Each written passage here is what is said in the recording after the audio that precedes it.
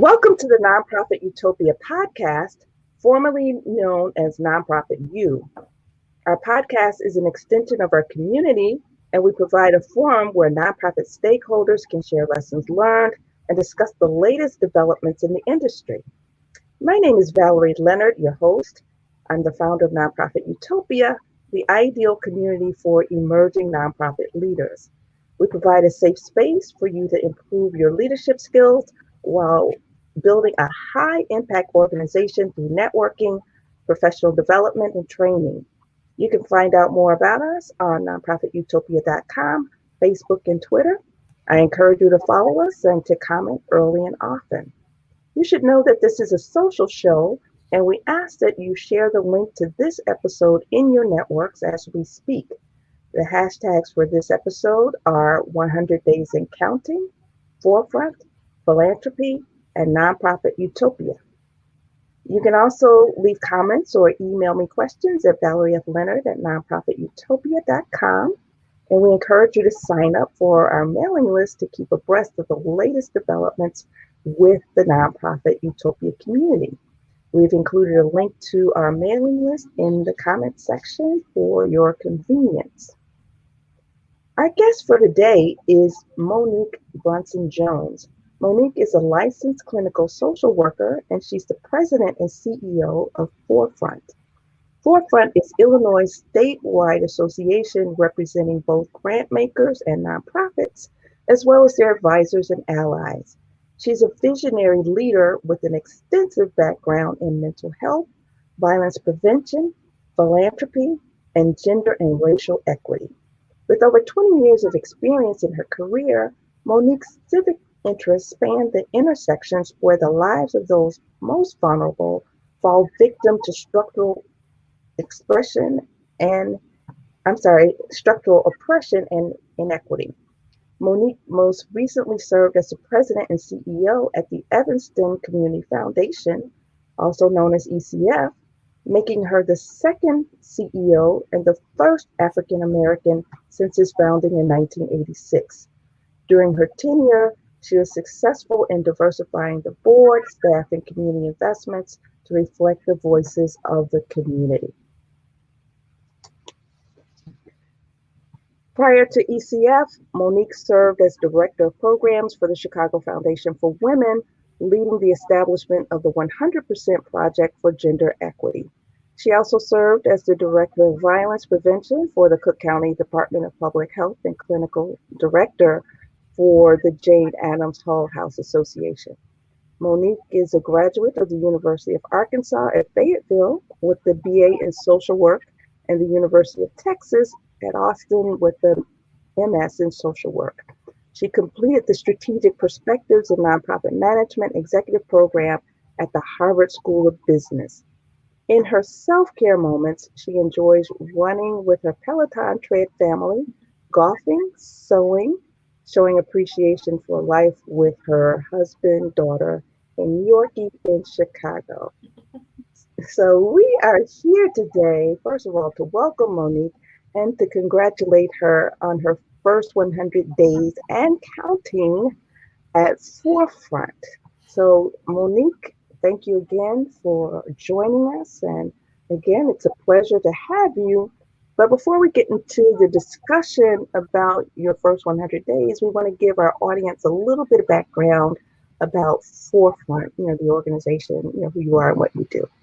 Thank you for having me, Valerie. I'm excited to talk to you today. It's been about 7 months, so it's interesting. So you stated what Forefront is, but Forefront's mission is to build a more vibrant impact sector for all the people of Illinois. And that last part, all the people of Illinois, is where comes in our nonprofits and our foundations, our allies, and alike. And what that means is for nearly 50 years, we started out with a focus on just our fundraising partners. And then we expanded that to include our operating nonprofits and their allies in a space where we want to offer collaborations and connections for the things that matter to address some of the most pressing issues in our community. So very generally speaking, we are a resource to our nonprofits and our foundation partners across the state, um, for tackling, again, some of our biggest issues. Okay, awesome.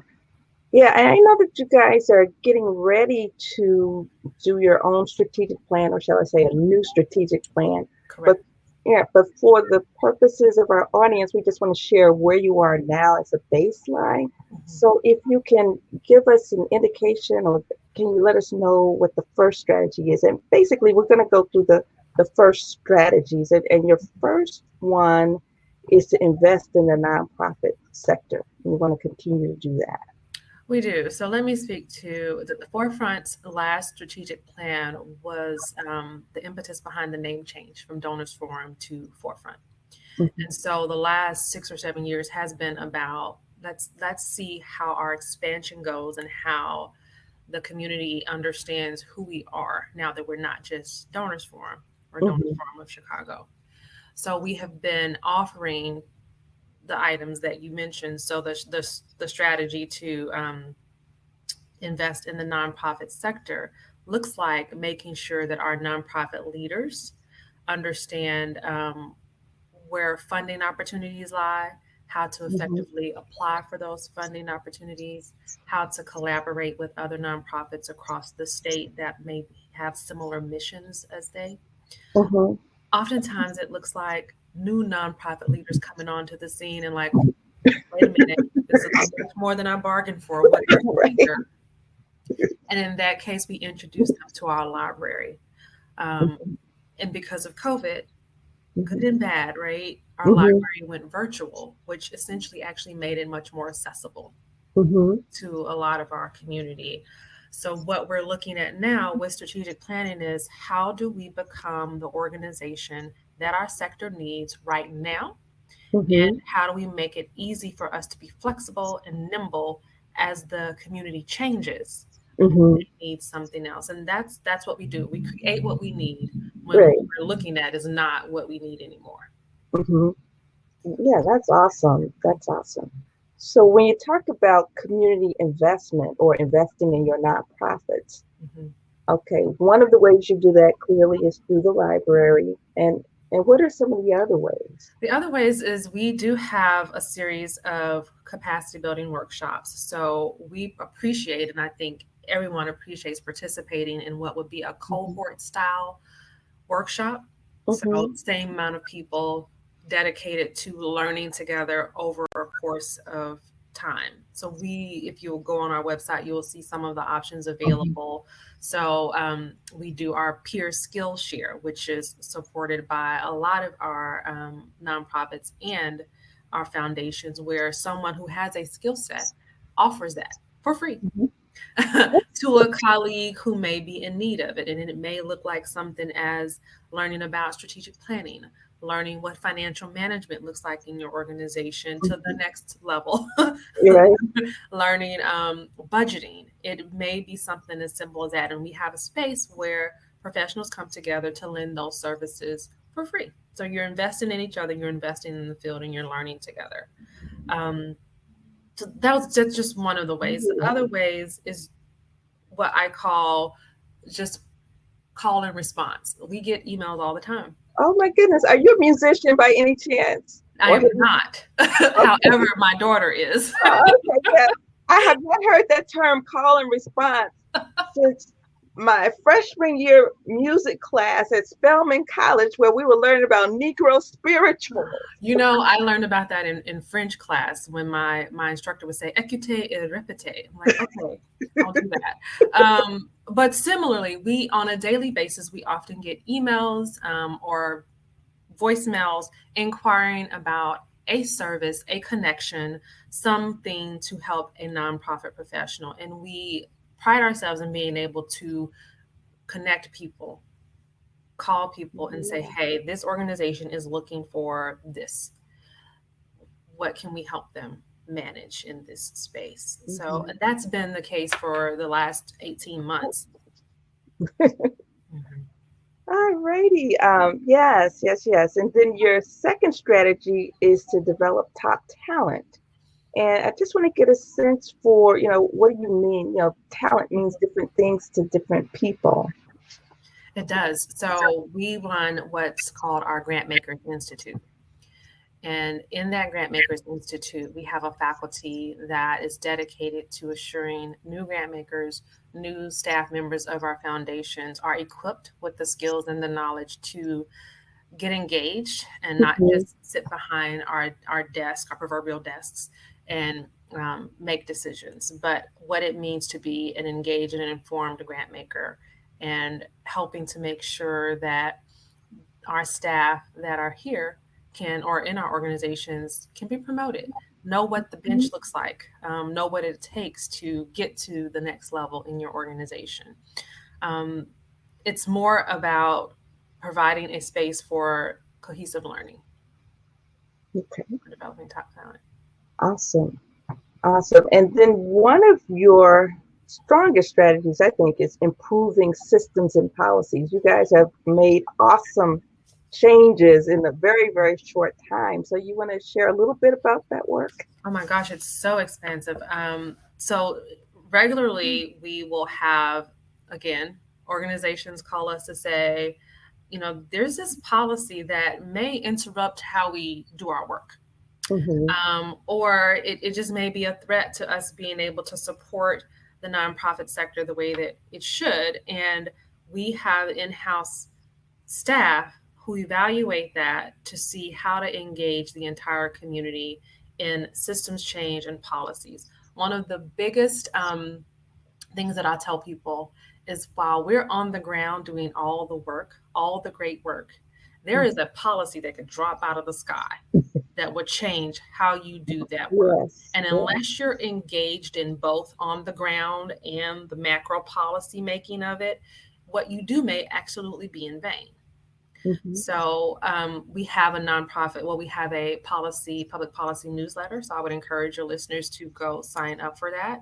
Our director of public policy, Brian Zaru, is excellent. We're going to Yes. increase capacity in that area, and we want to make sure that we're focusing on who is engaged in policy making, who policies may harm throughout Mm. the city and the state, who's at the table when we're deciding, when Forefront's deciding what our policy agenda will be for the year. So you'll actually hear more about that in the coming months. But the essential premise is both on our nonprofit and our foundation side is we all have to work together to make sure the policies that may be coming down federally or statewide Mm-hmm. are essentially good for the nonprofit sector, the social Mm-hmm. impact sector. And so we're working really hard in-house to keep track. Yes. The tracking is really, if you're not familiar with our legislative system, that can throw you off. Yeah. So we try to provide as many cheat sheets as we can along the way. It takes you back to high school. A bill is Yeah. a bill. So that is, and then I have to say that we do partner with other nonprofits across the state to do that. We don't Mm-hmm. do it alone. We don't do everything. So we're very cognizant and appreciative of other policy making partners. Yeah, yeah. And I just want to stop now and just say thank you guys for all that you do, especially in the DEI space, that's diversity, equity, and inclusion. I mean, you guys are making the business case for DEI, rather than it just being something that feels good and it's the right thing to do. If people don't understand the business case, they're not going to get on board. So I want to say thank you for that. And then most recently, you guys have really taken a really strong stand, I guess. You don't want to say against the city of Chicago, but the city of Chicago was going to or is going to expand the definition of lobbying beyond what the federal government intends it to be.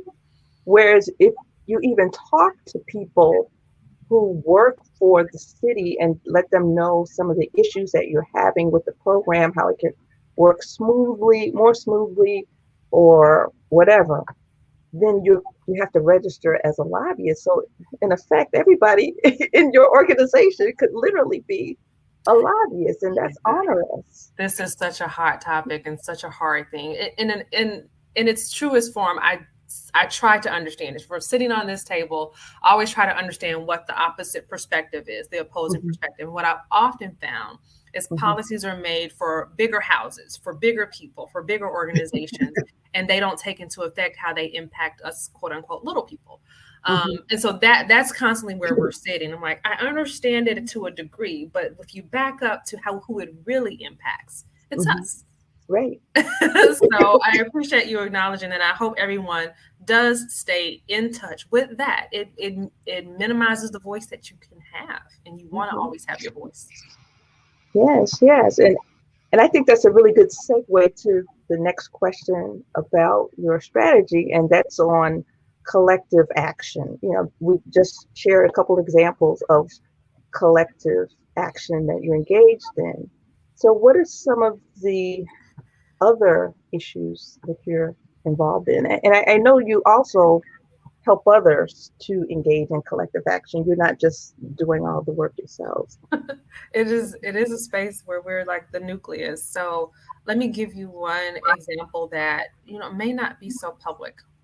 Hmm. We have what are called peer networks. And so peer networks are centered around an issue area or a type of work that someone does. And so the collective action comes in when different organizations come to the table of that peer network. If they're a funder and they know that within their strategy of their organization, they can dedicate $50,000. I'm just throwing a number out there. Hmm. And together, funders may do pooled funding. They may decide that the best way to tackle an issue is to invest $1 million into, the west side of Chicago to address food insecurity. Just picking things out of the air right now. Hmm. But the collective action comes in. We will choose organizations that are not always readily funded. We Hmm. will seek out BIPOC, Black, Indigenous, people of color leaders that we know have ear to the ground, can work on this issue and invest more dollars in those organizations. That is collective action and strategic partnerships where it goes looking beyond Hmm. organizations that can readily apply for funding, Hmm. looking Awesome. beyond the one organization that we know very well, because they've been in the news or loud enough to say this is what we do. Um, and so we are working to build that collective action across the state. Wow. And why that is important is Amazing. because during COVID, when we are faced with something that affects all of us, no matter our race, no matter our age, no matter our gender, it Yes. affects all of us, maybe in different ways. The paths to get funding and resources to every part of our state, urban and rural, is really difficult. Hmm. And the opportunity to see where we are more alike than we are different still Yes. remains. And so that's where my vision is for collective action to happen throughout the state. Yeah, that's interesting. And speaking of throughout the state, you clearly have started a listening tour.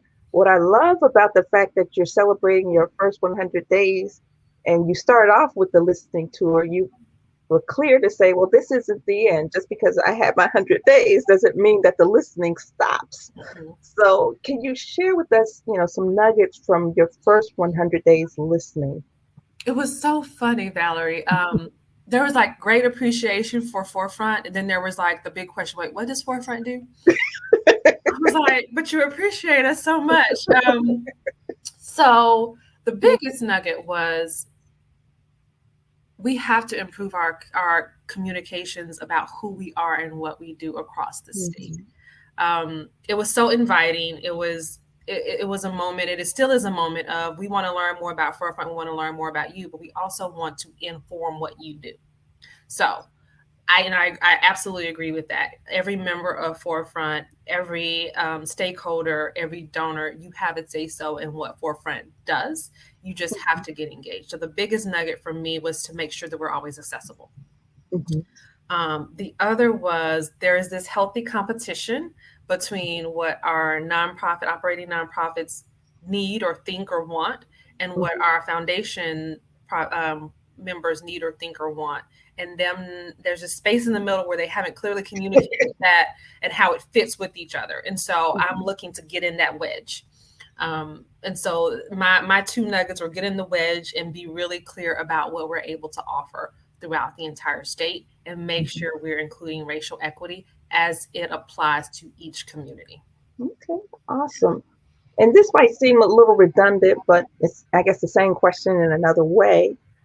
Were there any emerging themes that you could see, and did those themes differ based on geography or stakeholder position? They did. So there is this disconnect between what possibly, I don't know that it's a disconnect or just voice discontent between funding opportunities in our Chicago metropolitan area Mm-hmm. um, versus the needs that may be further downstate, and not understanding why maybe funding is not flowing from those organizations downstate, at least not at the rate or the visibility that we would like to see.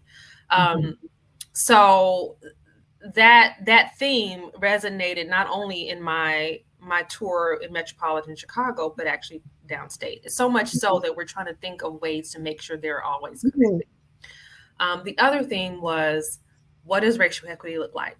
And that was the question I got, regardless of where I went. What does that look Mm-hmm. like for my rural community where my population is 99% white? Mm. What does that look like where I'm really more concerned about workforce development, and we might not have any racial equity issues in our community? And so my theme for that was just meeting people where they are in the discussion. That. Mm-hmm. And we'll get there. The bottom line is equity. And what I know for sure is when you're evaluating equity at the very, very bottom, you get Mm-hmm. to race. And then that's how I build back up. Ah, I Even if love I'm talking about poverty, no matter where I am, if I look at poverty as it applies to Black folks, brown folks, white folks, I'm going to see that the lowest is still based on race. And then I build up from there. it. Okay, and that sounds to me like a winning strategy for building, support from others who are not necessarily directly impacted. It's building support, and more so, Valerie, it's building understanding. When we're able to stop seeing each other as a competition, like if I gave this community some funding, and I don't have any funding to give, but if I Right. did, and another community sees that they are in need and nothing is happening, Mm-hmm. that's where that discontent comes from.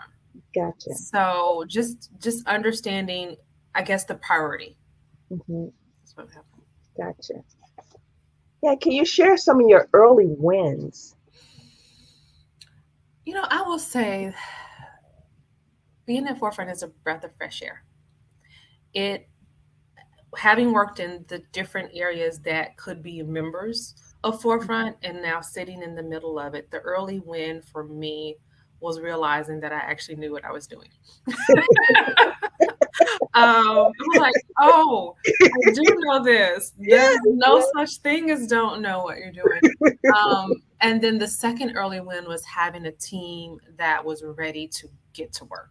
Yeah. Like they went through a pandemic, went through leadership transition, all of that, and they have all these great creative ideas, and so they came with that 100%. I was like, yes, this is this. So being able to communicate a lot in my first 100 days is an early win. Being accessible and having leaders across the state offer their suggestions, their true, raw, transparent suggestions. And Mm-hmm. so we ended the year with a good budget. Our budget was not in the red, which is a lot to say for this Yeah. year. Yeah. And then we planned a virtual event. And I don't think we'll ever go back to what we had before. So Mm-hmm. having Heather McGee and Secretary Grace Ho in a conversation about Illinois was a good start. And I'm looking forward to future conversations, one that's actually next week. Oh, great, great. And you want to give a plug for that event? I do. So if you go to our website and register, the first one is July the 20th, and is a conversation with one of my new board members, Natalie Beck, and some community members from Decatur about how they are addressing racial equity. And we're going to go a little deeper than we were able to do in our virtual summit last month. So about an hour, I'll moderate, and it is in this way that I know for sure we understand each other better and what we're trying to Mm-hmm. accomplish, and we see less of a threat. Mm-hmm. Great.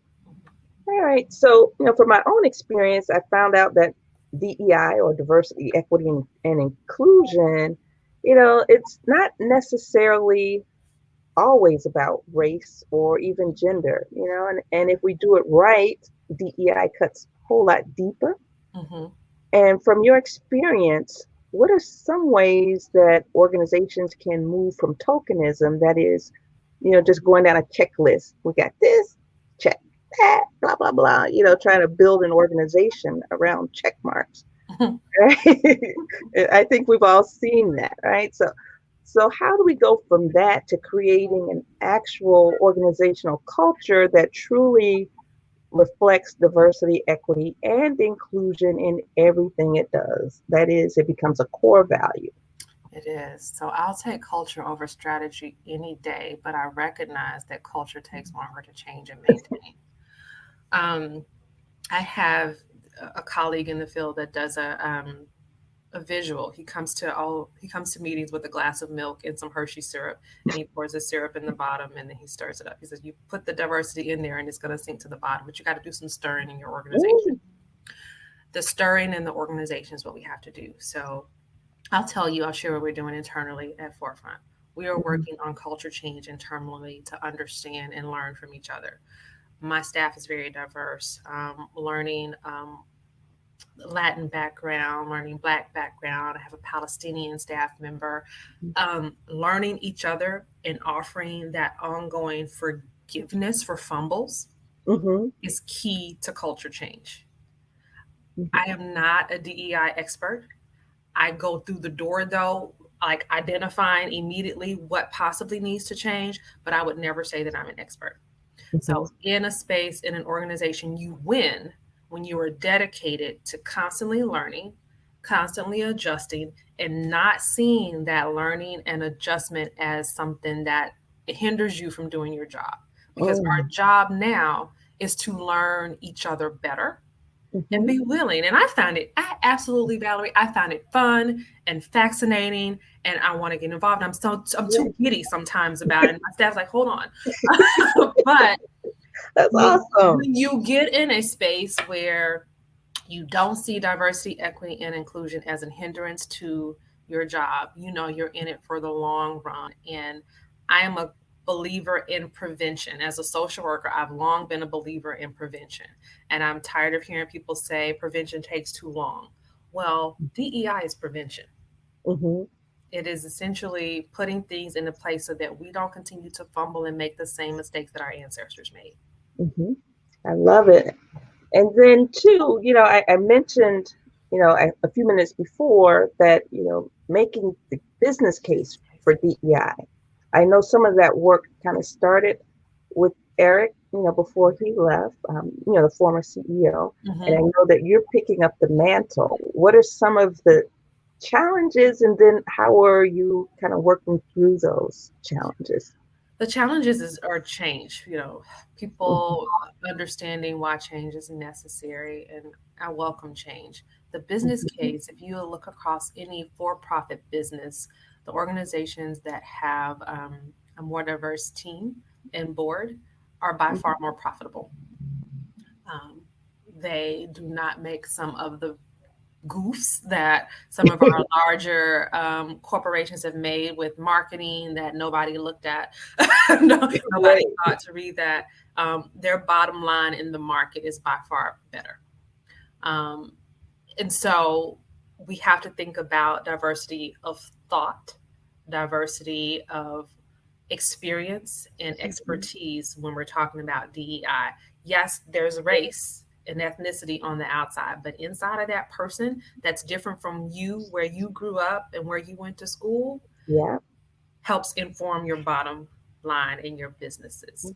So I'll give you a really good example. Me and my CFO, he is also Black. We are not from the same world. I'm all nonprofit. That's all I've ever known. He is Mhm. corporate to the core. That is what he knows. And we are excellent together because he will keep me from just writing checks. Not that I'm going to write checks, but Right. he sees that. If I come to him, a good partner, come to him with an idea, and he's like, I'm going to poke holes at it until it's not until it's unpokable. Mhm. That's I what I love need. it. That is what you need on your team. If you are an all non BIPOC team, and you don't have that diversity for someone to poke holes in something that you've done because you didn't live that way, because you didn't see that it would be a problem down the line, your bottom line will suffer. Yeah, Business case will suffer. And it just makes common sense. yeah, and I think too, switching off to equity, Hmm. the equity part of the equation, I think is very hard. In my opinion, that's the hardest to achieve. It How is. do, how do you make sure that that equity comes about? The first thing is you have to really realistically understand the capacity that it takes. So we try to drop equity on, like I have a staff of 20 plus. We try to Mhm. drop equity on us like we can all do it the same. That is not the case. People think they need to be able to staff your organization in a space where someone is responsible for making Mm. sure there is equity within and there is equity without. Um, so case number one, just do that. Just trust me. Put someone in charge. If you don't have the capacity to put someone in charge, add someone. And what that looks like is the ability to shift and change and adjust to what is needed. That is what equity is in its most raw forms. If you are offering a service, I'll give you the example, the policy that we just talked about, public policy. As it stands, yes, we engage community members on our public policy agenda. Is it equitable? We have to really look at that. Who's at the table?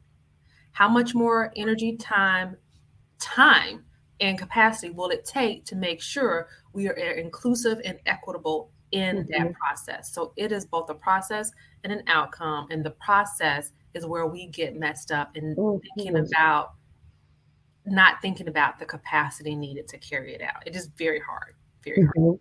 Mhm. And I think too, you didn't come out and say it. Accountability is critical. You know, Absolutely. if you don't have this one point person, who's responsible for making it happen, there's a It good is. chance it won't happen. Forefront has an Advancing Racial Equity Committee that is led up until July the 27th by the great Angelique Power. It will be after her time led, co-chaired by Kristen Mack and MacArthur Foundation and Oh, Maria okay. Pesquera of Healthy Awesome. Communities Foundation. So I love my board. I have Yeah. a great board. Um, Awesome. but this committee is charged with making sure first internally forefront is in line with our racial equity steps. And then externally, we're able to offer our members what makes sense for them in their racial equity journey. So they started that before I got here. I actually joined in on meetings before I even started my job so Okay. that I could figure out where we were in this journey. Okay. Oh, that is awesome. You are blessed with an awesome board. And the city of Chicago is going to miss Angelique. I know we're gonna go though. I tell her I'm gonna be at your office door. Detroit is not that far away. Right. Just across the lake. Just Yeah. They can have all our lake effect snow. I know, right? All right. So you guys are just now starting a new strategic planning process. And I know strategic planning is not new to you, it's not new to Forefront, but this is a new time. So what are some of the things that you're doing to prepare? So I spoke in the beginning of our call about the healthy competition between our nonprofits and our foundations. Also, the healthy what looks like competition between Forefront being a Chicago-based but statewide focused organization. We're going to look closer at those two things plus embedding racial equity in it. Mm, I am fully committed. The board is fully committed. The staff is fully committed in Forefront offering our services statewide, including racial equity as a core value, and making sure that we are offering what is needed for both our operating nonprofits and our foundation partners. Um, so we're looking at our business model. We know that a lot of organizations cropped up during COVID, and that's mhm. necessary to sustain. We don't want them to just go away, but nor do we just need 200 more nonprofit organizations in the state of Illinois, right? Right. So We only have 37,000. actually, there are 56. Oh my goodness. One of my staff, the fabulous Sarah, pulled that for me the other day. I was like, wow. I'm going to guess that about 20 of them are hopefully kitchen table nonprofits whose paperwork has just been sealed. Okay. Great. But we're committed to understanding the gaps in the system. So my vision is that those gaps will no longer exist. I understand that I'll probably be gone before gaps are closed, but I intend to use everything I know to close the gaps that our most vulnerable folks fall through early and often. And so that's where the strategic plan will be focusing on. Forefront has the luxury to be able to be in partnership with folks across the states. I want to make sure we use that to the best of our ability. Okay. That is awesome. And you guys have over 1,100 partners or members. That's yeah, and probably many more partners, because everybody who partners, I was a partner long before I was a member. So, how do you make sure, and it's hard, how do you make sure that the voices of such a diverse group, such a large group, are all somehow represented in the strategic plan? So, like most organizations, there, of course, would be a fabulous survey. However, the survey is one part. It's the ongoing part. So, just as the listening tour didn't end, even with strategic planning, once we get that feedback, it doesn't end. So, as a member, you always have the ability to send a message, send a note, attend a program.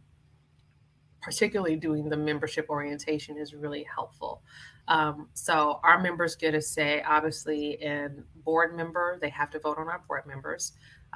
They will get a heads up about goals for our strategic plan and how to inform them. As I move throughout the state, when it makes sense, members, open houses, if we had open houses face to face again, opportunities to engage. So unfortunately, the onus is on the member to pick how they want to engage with us. Yes. And when we invite, we obviously really want. One of the things that we did very well, I believe, in the virtual summit was recognizing that everyone couldn't afford a $120 ticket to attend the virtual summit. So we did back off of the prices, thinking about the accessibility, because to me, the conversation was more important than the cost. Yes, it was fundraising. Yes, we took a hit, but that conversation was more important than the cost of a ticket. So it's thinking through how we engage the different categories of our membership, because we do have our foundation partners are all divided: family foundations, community foundations, corporate. And so we think about them and how their business model operates and how we can engage with it. The same for our consultants. Consultants are very busy right now. So a lot of you all are booked up through the year. Grateful for that. But there's a management piece to that I'm seeing, that I'm proud of, that our consultants need to balance their well-being with what trauma comes with some of the organizations that they're working with. So it has to be, unfortunately, very individualized, Valerie. I couldn't give you a scope of how we would engage with 1,100 members. Right. I think anybody who tries to do it alone we do have a whole team. So I should say that anytime someone emails us, we have a whole team that is dedicated to helping members figure out what they need in the moment that they need it. So they will not go unheard. Right. And I could vouch for that. Again, even before I became a member, people were responsive to me. There was never any, we're going to treat her somehow less because she's not a member. So that's awesome. So I have to say, I don't have a staff of people in the back going, is she a member? Is they a member? Are they a member? We don't check that before we respond to an email. And I'm hoping we never do. But what we often see is maybe an opportunity to introduce someone to membership, so that if they have this problem in the future, they could figure out how to navigate it differently. Yes. And I know, you and I had a chance to talk during COVID, when it first hit a year ago when you were with Evanston. Mm-hmm. And I'm just wondering now, now that you're at forefront, you guys are doing strategic planning, Mm-hmm. and God willing, we're coming out of this. Has your COVID experience somehow impacted the way you're looking at strategic planning? Absolutely. I spoke earlier about being a nimble organization. So, pre COVID, or exactly the weekend that Governor Pritzker shut the state down, the team at Forefront was supposed to move into this building that we're in now. Beautiful space, awesome space, Mhm, not necessary as much as it was pre COVID. mhm, So, how we're thinking about how we move about our work is more virtual, it's more flexible, it's more accessible because it is virtual. So, we're thinking about technology a lot more than we had been. You've seen every cyber attack that has come across nationally. So yes, we yes. also have to think about that. Commonly, it also means that I don't have to have staff in my office in Chicago. No nonprofit organization or no national organization thinks about having one office. I won't have offices throughout the state, but the flexibility to work from home, from a local space, is more Mhm. reticent now than it was pre-COVID. The last thing that I really think about, and I talk about this all the time, is mental health. Mm, As a therapist, first and foremost, I want anyone to be able to bring their whole selves to work. And that's previously we would say leave it at the door, and then when you go home, don't take it home. Well, we were all at home, but we took it all home. And you couldn't stop Johnny or Jimmy from walking in behind you saying, I need to eat. So right, right. the way that we think about how we are and who we are in the workplace has changed. So I have to recognize that. And I hope other leaders across the world are also recognizing that and not so reticent to just go back to where we Mhm. were. Indeed, indeed. So when we look at your recruitment as well as your onboarding process, what does that look like for Forefront, and what are some of the key elements for success? Mainly, we have to make sure we recruit across the state. So I had a one former board member suggest making sure we recruit board members in every legislative district. Mm, It was very, very creative. And so, what I know I need is to make sure that while Chicago is very, very, we're a flexible community, we're very liberal, yes, the entire state is not. So, I want to make sure that I have the opposing voices that I need on my board. yes.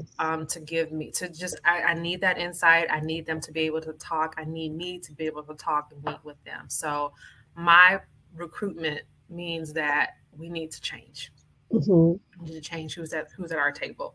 And with that, I hope to build in some more social aspects so my board members learn a little bit more about each other, are connected on some issues that affect our entire state more, and they are retained. I've lost board members only because they've gone on to greater things. Like Hmm. my former board chair, not my former board, but Grace Hope, she went on to be the secretary for the Illinois Department, right? And then Angelique is moving to Detroit. So I love that board members come and stay and lend, and we recruit with that eye. Hmm. So that is where we need to get more deep on our recruitment and making sure we also have exceptional representation from our nonprofit community on our board. Hmm. And then too, I know it gets difficult. How do you make sure that the grassroots voices are represented? You hear people going back and forth. Well, they may not necessarily have the capacity to give, their time because they're so busy, or they may not have the capacity to give money. But yet you have to make sure that their interests are represented as well. One of the things that we just started doing, particularly with our MSI, Mission Sustainability Initiative, is paying our nonprofit leaders for their time. Wow. And you're taking someone with limited capacity out of taking their expertise from running their organization to inform your project. Mhm. So in any instance of that, I always recommend, if you have the capacity, compensate them in some way. Oh, I love it. For my board, we do not compensate board members. That's illegal. Yes. However, however, making sure that we are cognizant of the representation that's there and of their time taken away from their organization, and being as flexible as we can. There was a space in life when I felt like we needed to schedule meetings like on the evenings and on the weekends for nonprofit leaders. And then I realized nonprofit leaders don't want to be with you in the evenings, on the weekends. They want to be with their families. So yes, they'll steal away an hour of a day to, work with you on a project, rather than add an hour to their day or Correct. their weekend to work with you. So just being cognizant of what we think is helpful, that's not so Mhm. helpful, is actually very helpful. Oh my goodness. I'll tell you, Monique, this has been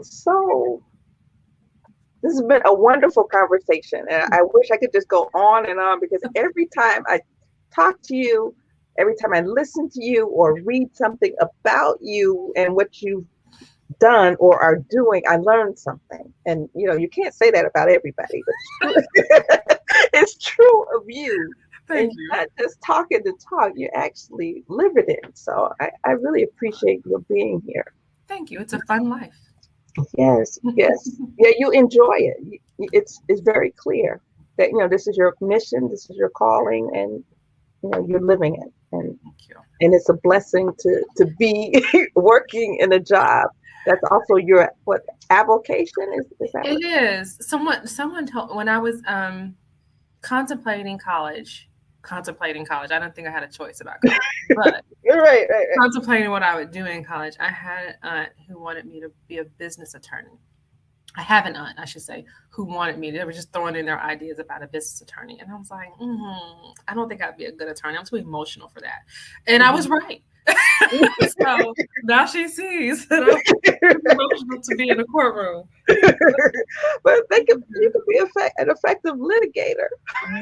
Yeah, well, that may be true. Yeah, but then too, you probably, if you're anything like I am, you probably have to have a cause that you believe is worth fighting for, Yeah, that's for for that passion to come out.